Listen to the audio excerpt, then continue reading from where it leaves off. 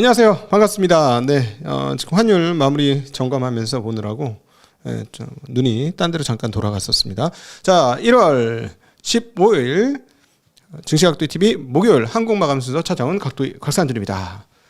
10거래일 연속이에요. 미쳤죠? 미쳤습니다. 그러나 제가 느끼기에는 제가 경험했던 98년, 99년도의 강세장에 비하면 아직 시작도 안 했다라고 감히 말씀드릴 수 있을 것 같습니다. 그때 강세장은 경험 안 해본 분은 몰라요. 자, 이번에 과연 그때를 넘길 수 있을까? 저는 그때 그 20년 4월이 지났을 때, 4월 초에 딱 어렸을 때 그 생각을 했어요. 이제 막 20이 넘었던 그 나이에 내 인생에 가장 뜨거운 장이 지나갔구나라는 게 어렴풋이 느껴졌었거든요. 근데 그건 맞습니다. 지금 이번 장이 그 이후에 가장 강한 장은 맞고요. 그 다음에 두 번째 구조조정입니다. 그때는 어떤 구조조정이 있었냐면, 그때는 외국인들한테 본격적으로 문호 개방을 하면서 그 매우 저렴했던 한국의 이익 대비 저퍼 주식들에 대한 외국인들의 매수가 엄청나게 오는 계기가 됐던 장이에요. 그러니까 즉 98년 99년 장은 IMF에 대한 역전장이었고요.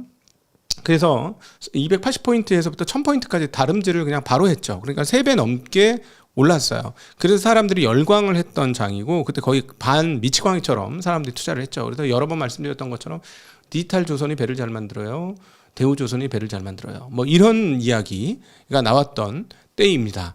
그 정도로 그러니까 묻지마 투자였고, 그때 정말 난리도 아니었고, 벤처 투자 기업의 시가총액이 삼성전자를 돌파하는 그런 정도였어요. 이해가 되세요?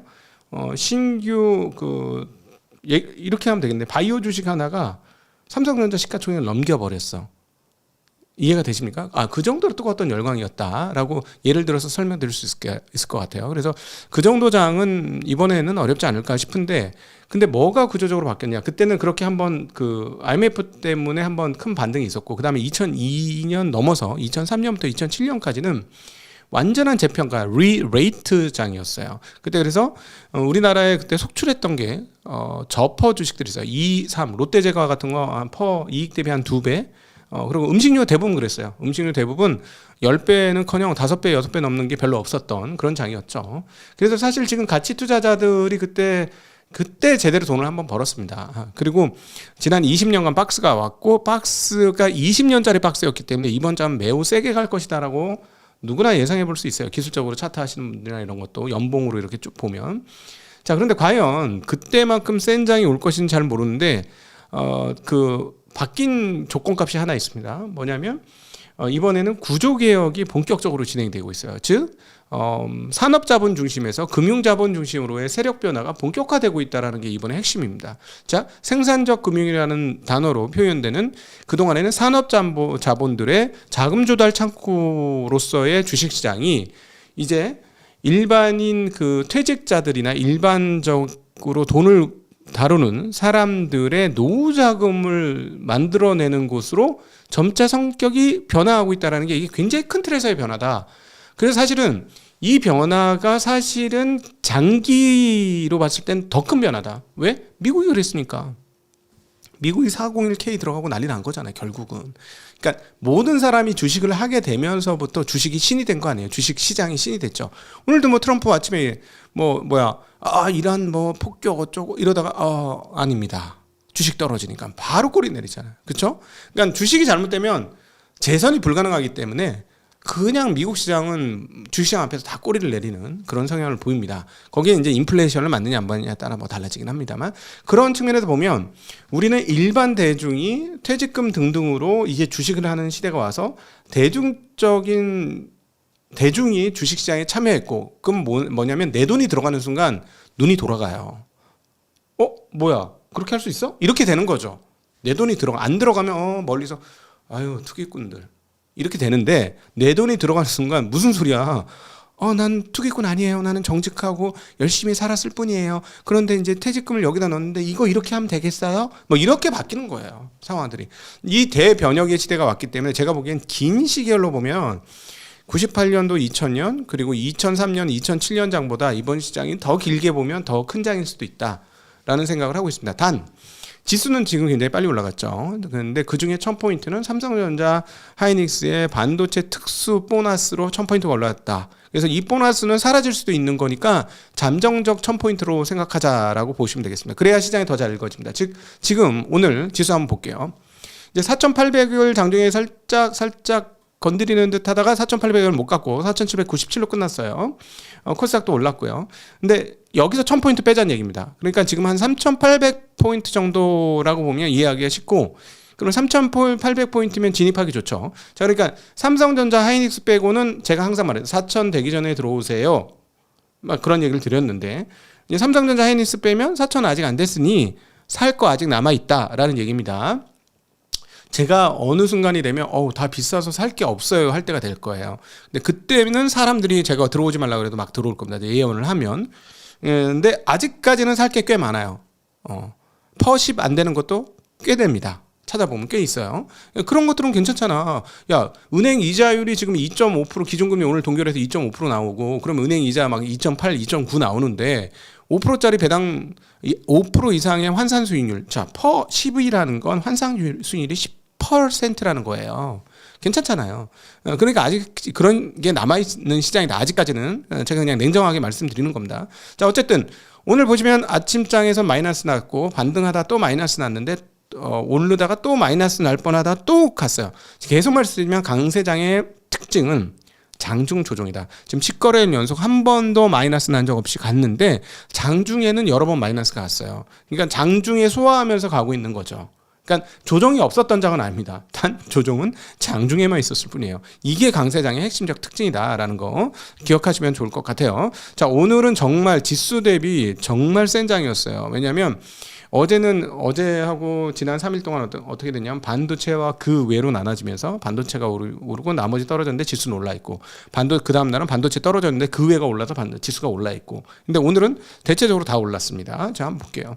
삼성전자 2.5% 올라가면서 이제 140만 원대를 완전히 등극을 했고요. 하이닉스도 1% 가까이 상승했고, 자동차가 멈추지 않습니다. 자동차가 지금 로봇으로 변신하고 있어요. 현대 로봇차 로 변신하고, 기아 로봇차 뭐 이런 식으로 변신하고 있죠. 그러면서 계속 올라가는데 가격 매력을 이제 인식을 한 거다라고 보는 게 맞을 것 같습니다. 자, 오늘은 근데 금융주 쪽에서는 조금 빠졌고, 그 다음에 지주사들이 조금 빠진 흐름들 포착됐고, 그 외에 오랜만에 화학주들도 다시 오르는 흐름들을 보여줬습니다. 그리고 오른 종목 숫자가 적지 않은 꽤 괜찮았던 분위기의 장이었다라고 정리해 볼 수 있겠습니다. 자, 환율 한번 찍고 넘어갈게요. 전일 환율이 아주 난리가 났다가 베센트 장관의 개입, 일종의 구두 개입으로 훅 떨어졌습니다만 또다시 1470원대로 돌아오면서 원화 약세 흐름을 보여주고 있습니다. 원화 약세는 엔화 약세와 더불어서 계속해서 같이 이루어지고 있는데요. 중국 위안화에 대해서는 211원까지 갔습니다. 이제는 유로화에 대해서는 1711원 같고요. 자, 오늘 주요한 오늘 방송의 핵심적인 사항이 통화 관련인데 일단 금리 확인하고 갈게요. 자, 동결을 쳤습니다. 기준금리 2.5% 동결을 쳤음에도 불구하고 금리가 조금씩 올랐어요. 그래서 조금 이따 금리와 관련된 한국은행의 이야기가 있었는지 한번 살펴볼 텐데, 금리 관련된 얘기는 없고 주로 환율에 대한 이야기가 많았습니다. 환율에 대해서 조금 한국은행이 좀 억울해한다는 느낌, 그런 걸 좀 봤는데, 일단 지금 이 통화 약세가 몇 가지 요소가 있습니다. 일단 기본적으로 통화량이 증가하고 있고, 그 다음에 미국이 긴축을 하는데도 우리는 그렇게 크게 긴축을 안 했고, 또 경기가 나쁘기 때문에 긴축할 수 없는 상황들이 유지가 되면서 M2 증가율이 유지되고 있다는 게 환율 약세의 하나의 이유이고요. 그 다음에 또 하나, 외국 주식 많이 사는 거 엄청나다면서 260조인가. 그러니까 그것도 굉장히 큰 요소 중에 하나이면서, 또 국내 ETF 중에 미국 ETF 있잖아요. 그로 인해서 유출되는 것도 꽤 많다. 그러니까 주식시장이 여전히 미국 시장으로 빨려 들어가는 게 많다. 5천 넘어보자고 어떻게 되는지 궁금합니다. 자, 그런데 강세 요인도 많습니다. 강세 요인은 지금 천문학적으로 지금 반도체에서 돈을 벌고 있다라는 점. 그러니까 올해 반도체에서만 거의 200조 가까이도 벌 수 있다는 얘기가 나오고 있는데, 두 회사 합쳐서. 그럼 이 번 돈이 그냥 달러로만 있을까요? 전환되겠죠. 어느 정도는. 자, 그런 거는 규모가 작은 돈이 아닙니다. 굉장히 큰 돈이기 때문에 이거는 강세 요인이고, 한국 주시장이 상승하는 것도 강세 요인입니다. 왜냐하면 어제도 보여드렸습니다만 외국 자금들이 계속 들어오고 있기 때문에 그런 것도 있습니다. 자, 일단 M2 증가율 한번 보도록 할게요. M2 증가율을 보시면 지금 M2가 꾸준히 늘고 있죠. 증가율이 오르락내리락 하지만 하여튼 꾸준히 늘고 있습니다. 계속 지금 왼쪽이 총 통화 금액인데 지금 4,000조가 넘었죠. 돈이 계속 늘고 있는 거예요. 자, 그러니까 돈 가치는 어떤 측면에서 계속 떨어지고 있다. 우리가 부가가치 생산이 돈이 느는 것보다 빠르다면 인플레이션이 아니지만, 돈이 느는 속도가 우리가 부가가치를 만들어내는 속도보다 돈이 느는 속도가 빠르면 그건 돈 가치가 떨어지는 거가 되겠죠. 자, 다음 볼게요. 다음은 M2 증가율 대비 소비자 물가 상승률 보도록 하겠습니다. 자, 물가가 지금 죽어 있는데, 물가는 죽어 있어요. 자, 이것도 언급이 됐는데 이건 또 다른 얘기로 한번 보도록 하겠습니다. 조금 이따. 자, GDP 대비 통화량도 한번 살펴보도록 하겠습니다.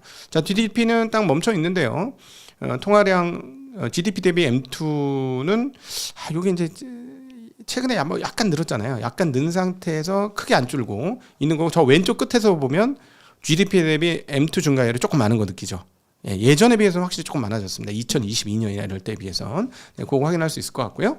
자, 다음으로 이거 조금 더 광의의 통화, M3 통화, 의 지역별 흐름들 보면 한국 원화가 회색인데 확실히 좀 늘고는 있어요. 그래서 이 부분들이 통화 약세의 중요한 원인 중에 하나였다라고 볼 수 있습니다만, 요것보다도 제가 보기에는 미국 주식 사는 게 더 컸다라고 볼 수 있어요. 자, 2.5%로 동결 결정했고요. 만장일치 동결입니다. 그런데 내용상으로 보니까 6명의 투표 인원 중에서 5명은 동결을 얘기했고 1명은 인하도 열어놔야 된다는 얘기를 하신 것 같아요. 통화 정책의 동결 결정 배경에는 물가 상승률이 11월에는 어떻게 봤냐면 물가 상승률이 다소 높아진 가운데 성장 전망의 불확실성이 있다라고 얘기했는데, 이번에는 물가 상승률이 점차 안정될 것으로 예상되는 가운데 성장은 개선세를 이어가고 있다라고 했습니다. 그러니까 좋아졌다는 얘기예요. 근데 대체적으로 이 분위기예요. 대체적으로 11월은 대체적으로 저 분위기고 1월달은 대체적으로 이 분위기입니다. 경제에 대해서는 뭐라고 했냐면 수출이 반도체 경기 호조 등으로 양호한 증가세를 지속하고 있다. 그리고 앞으로도 개선세를 이어갈 전망이다라고 예상했고, 그다음에 성장률은 11월달에 1.8% 봤는데 대체로 그렇게 될 것 같다라고 얘기했습니다. 그리고 반도체 경기의 상승세가 확대되고 있고 예상보다 양호한 주요국의 성장 흐름 등으로 인해서 상방 리스크가 다소 증가된 것으로 판단한다. 이거는 인플레이션이라고 보면 되겠죠. 그다음에 또 물가에 대한 이야기는 높아진 환율이 상방 리스크로 작동될 것이다 라고 얘기했고, 그리고 헤드라인으로는 2.1%, 근원으로는 2.0%라는 지난 11월의 전망을 이번 달에도 유지하고 한다라고 얘기했습니다. 자, 금융 안정에 대해서는 대출폭 확대가 이어지고 있었는데 전년도에 이제 이번 1월 달에는 가계대출은 둔화 흐름을 나타내고 있다라고 얘기했고요. 그 다음에 주택가격에 대해서는 이렇게 얘기했습니다. 수도권 주택가격은 여전히 높은 오름세를 이어가고 있다라고 얘기했습니다. 기자간담회에서 했던 얘기 주요 내용들을 한번 살펴보도록 하겠습니다. 자, 환율을 중심으로 금통위가 결정되었다. 현재 수급 환경은 펀더멘탈이 아닌 주식 관련 자금이 주도해서 조성이 되었다. 그러니까 외국으로 돈 빠져났다는 얘기죠. 개인 투자자들의 달러 수요는 지난 10월, 11월과 비슷하거나 더 강력한 수준이다라고 했습니다. 한국 주식시장이 더 오르면 어떻게 될까? 저는 계속 그게 관심이네요. 자, 여전히 미국 시장 좋게 보는 거예요. 미국 시장 어제도 보여드렸습니다만 한번 오늘 찾아서 또 보여드릴까? 미국 주식시장 상승하고 한국 주식 상승하고 지금 게임이 안 돼요. 오늘 또 올랐기 때문에 전 세계에서 한국 증시의 상승률이 제일 큽니다.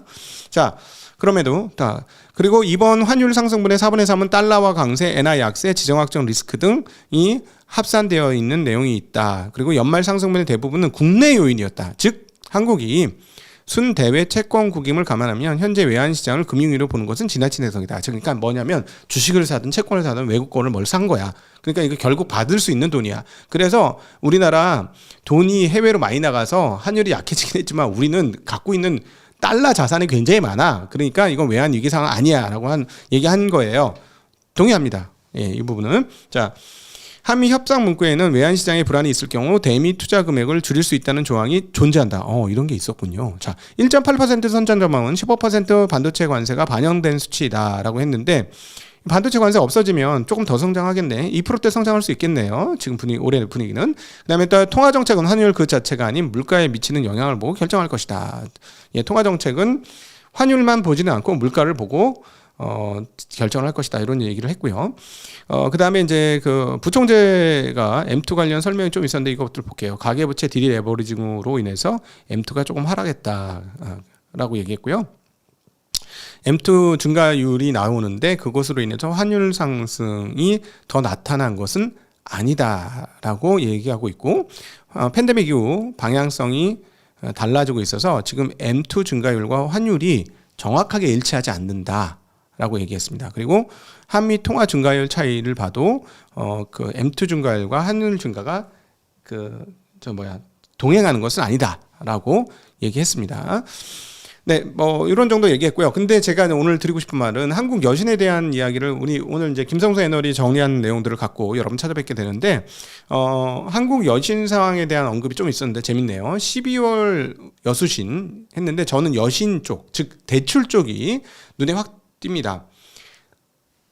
작년 12월 한국은행 집계 이래, 통계 집계 이래 대출이 가장 최저로 성장했다 라는 소식입니다. 자, 대출이 전년 대비 3% 증가했는데요. 자영업 대출은 10개월째 0%고요.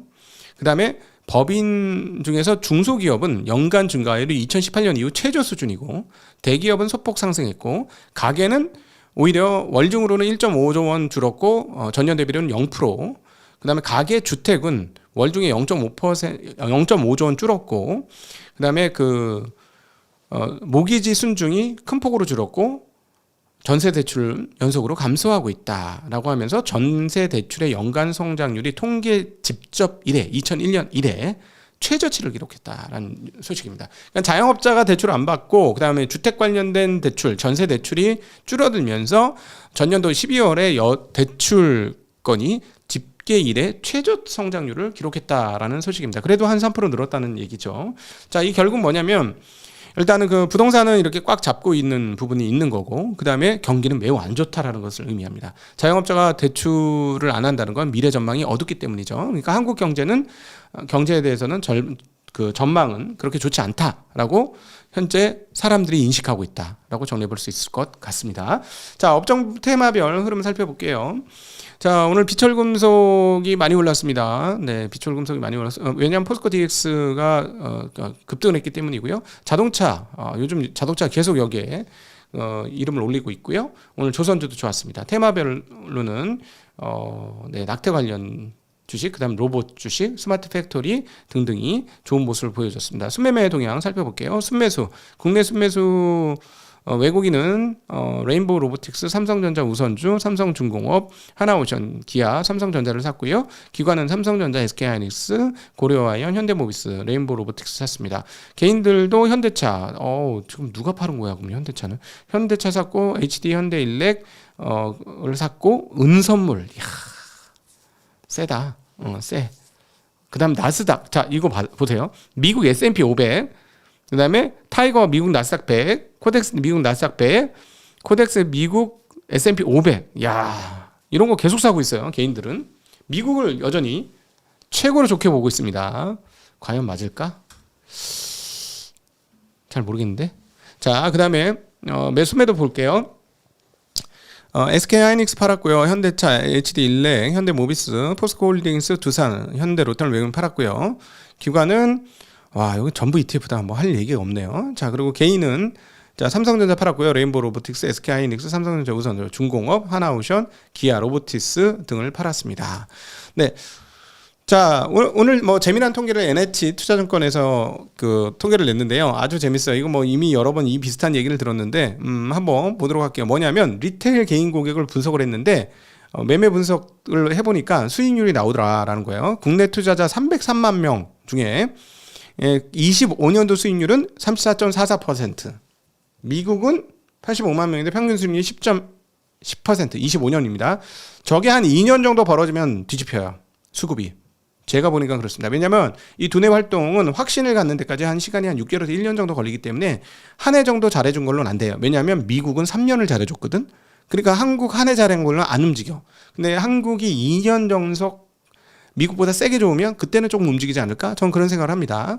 자, 성별로 이게 재밌어. 국내 여성 투자자들이 38.33%, 남성 투자자들은 30.17%, 무려 8% 넘게 차이 납니다. 자, 해외도 여성이 11.8, 남성은 8.17. 자, 이쯤 되면 주식 투자는 아내에게 맡기시는가, 여친한테 맡기시든가, 딸에게 맡기시는 게 헐나. 고집 피우지 마. 안 돼. 통계적으로 안 되는 거야. 믿으세요. 통계가 훨씬 정확합니다. 자, 그다음에 연령대별 수익률 볼까요? 자, 19세 미만 수익률이 45.65. 먹미? 20대 남자가 수익률이 제일 떨어지는 거 아니야? 근데 이거 먹미? 이거 뭘까요? 나는 알겠는데 뭔지? 이거 뭘까요? 자, 여기에 답이 있어요. 여러분, 어떻게 하면 돈 버는지 여기에 답이 있습니다. 자, 지금 평균 수익률이 지금 국내 투자자 평균 34%, 여성이 38%인데 그것보다 압도적으로 19세 미만 수익률이 45.65%야. 이건 뭐예요? 증여지. 이거 100%야, 이거. 증여. 19세 미만 누가 사줬겠어? 60대나 50대 엄마나 아빠가 사줬겠지. 자식 이름으로. 그러면 사줄 때 어떻게 해서 이거 HTS 등록해가지고 내가 아들을 위해서 열심히 할 거야. 딸 기다려. 내가 잘할게. 이렇게 할 것 같아요? 안 돼. 사놓고 그냥 내깔겨 두는 거죠. 그러니까 내깔겨 둘 때 내깔겨 둘 만한 걸로 내깔겨 두는 거지. 왜냐면 자식 이름으로 계속 매매를 하겠어? 그 매매 계속하면 어떻게 되는 줄 알아요? 자기 재산으로 인식을 해요. 그 결국 매매를 많이 관여를 하면. 그러니까 사놓고 그래 그냥 내가 보니까는 야 삼성전자 야 56,000원인데 야 많이 떨어졌어. 그냥 언젠가 되겠지 이러고 딱 사주는 거지. 그런 거죠. 그 다음에 미국 주식도 맞아. 야 이거 잘 모르겠는데 그냥 애플이나 사고 막 버크셔나 사놓고 기다리지 뭐. 그리고 매매 안 하는 거죠. 그래서 저 수익률이 나왔다. 난 보자마자 딱 그 상상이 떠오르던데. 그러니까 여러분 결론은 뭐냐면 잘났다고 버튼 누르지 마세요. 죽습니다. 죽어요. 누를 때마다 수익률이 감소합니다. 제발 거래 좀 하지 마세요. 좋은 주식 한 번 사놓고 엉덩이 딱 붙이고 그냥 1년, 2년은 평균적으로 가세요. 적어도. 아주 싸게 살 경우에는 영원히 가는 것도 괜찮아. 예? 자 60대가 37.2%. 내가 있잖아. 눈이 잘 안 보여. 글자가 너무 글자가 작아서 안 보여가지고 내가 자주 매매를 못 하겠어. 그냥 가끔 한 번씩 좋은 거 그냥 한 번 사놓고 그냥 기다려야지. 그런 분들이 수익률이 37%. 예. 자, 그래서 머리 좋은 사람들이 안 됩니다. 이 동네는. 머리 좋다고 덤비지 마세요. 엉덩이로 하는 겁니다. 주식은 뭘로? 엉덩이로. 머리로 하는 거 아니라는 거 꼭 기억하셨으면 좋겠어요. 자, 지금 시간이 지금 준비한 게 엄청 많은데 어떻게 하지? 뭐부터 하지? 국민성장펀드를 조성한다는 뉴스입니다. 자, 지금 간접 운용사를 찾고 있다고 합니다. 국민성장펀드를 굉장히 크게 조성할 예정인데요. 지금 26년도 30조 원을 모집할 건데 그중에 7조 원을 간접 투자 방식으로 조성을 할 건데 민간 자금 유치를 목표한다고 합니다. 자, 그래서 이런 방식으로 하는 거야. 직접 투자 3조를 하는데 국민성장 펀드 거기에 민간 반, 첨단 기금 반, 그다음에 간접 투자 7조 원 하는데 요거는 민간이 더 많고요. 인프라 투자는 10조 원을 하는데 이건 민간이 8조 조성. 그다음에 최저금리 대출 10조는 산은에서 재정을 투입하는 그런 분위기가 나오고 있습니다. 자, 그래서 재정을 일부 쓰고요. 그걸 밑돈으로 해서 산업은행이 돈을 메꾸고요. 그다음 첨단기금 외부에서 조성을 해서 그다음에 그 민간 자금을 끌어들여 가지고 여러 가지 펀드를 만들어서 어딘가 투자를 하겠다는 건데 어디에 투자냐? 오른쪽에 보면 첨단 전략 산업 생태계, 그다음에 AI 반도체 소부장, 그다음에 스케일업, 지방 첨단 산업, 장기 기술 투자 지원입니다. 자, 그런데 좀 걱정이 되는 게 이분들의 목표가 아마 주식시장 상장이 될 건데 이게 잘 풀려가지고 주식시장 상장이 너무 되면은 또 주식시장이 물타기가 되는 거잖아요. 근데 그 전에 주식시장을 좀 깔끔하게 좀 정리를 좀 잘 해놓으면 이런 분들한테 돈이 더 쉽게 가고 그 다음에 와서도 일부는 엑시트 시켜주고 또 새로운 시장에서 새로운 시장을 할 수 있으니까 기존의 저는 거래소와 코스닥을 깔끔하게 좀 정리하는 것이 좀 필요하다라는 말씀을 계속 드리고 싶습니다. 이제 뭐 다른 뉴스들이 좀 있는데요. 한국 기업들이 AI 투자하고 로봇에 투자한다라는 뉴스들이 몇 가지 있는데 제가 이제 지금 뉴스 하이킥에 가야 돼요. 뉴스 하이킥에 가야 돼서 이 정도로 오늘은 한국은행 건이 사실 제일 컸기 때문에 그걸 중심으로 하는데 한국은행은 일단 작년도 연말에 비해서 한국 경제가 조금 더 성장할 것으로 보고 있고 그 다음에 환율에 좀 집중을 하고 있으며 그 다음 금리는 제 느낌상으로는 추가적으로 금리 인하 가능성은 거의 없고 이제 동결로 꽤 오랜 시간을 갈 것이다 라고 보여지고요. 그렇다고 당장에 금리를 올리지도 않을 거고 그러나 성장률이 제 느낌에 만약에 2%대 중반 정도 가면은 금리 동결을 지나 금리 인상 얘기도 좀 나올 수도 있다라는 점. 자, 그런 측면에서 보면 지금 김성수 애들은 채권을 계속 사라고 하는데 저는 그렇습니다. 장기 채권은 아닌 것 같고요. 장기 채권은 아닌 거고 채권을 사시려면 그냥 좀 짧은 걸로 해가지고 어차피 그냥 들고 있는 것보다는 이자 조금 받는 게 나으니까 뭐 그런 정도로 하시면 어떨까 하는 생각을 저는 개인적으로 가지고 있습니다. 저는 뭐 그러나 채권 전문가가 아니기 때문에 제 말은 그냥 가려서 들으시면 좋을 것 같습니다. 자, 시장은 이 말씀을 드리고 싶고요. 즉 삼성전자 하이닉스의 이익의 폭발적 증가가 약 1000포인트 정도를 추가로 올린 거니까 그거 빼고 보셔야 조금 더 냉정하게 보인다라는 말씀 드리고 싶고 아직까지는 저렴한 주식들이 꽤 많은데 그래서 아직까지 포모 좀 들어왔고요. 아마 삼성전자 하이닉스부터 포모 부분적으로 올 거고요. 이거 말고 지금 1000포인트 빼고 3700이 4700이 돼서 가는 것. 즉 5,000원 훌쩍 넘어서 일반적인 주식들도 막 가서 나보다 못나 보이는 애가 한국 주식에서 돈 벌었어. 이게 귀로 들려야 포모가 시작되는 거예요. 아직은 미국이에요. 아직은 미국인 것 같습니다. 포모가 시작이 되긴 할 텐데 꽤 늦게. 그리고 삼성전자 하이닉스 때문에 1000포인트의 왜곡이 발생했다라고 한번 그 얘기는 드리고 싶네요. 자, 오늘도 함께 해주셔서 진심으로 감사합니다. 행복한 저녁 시간 되십시오. 감사합니다. 안녕.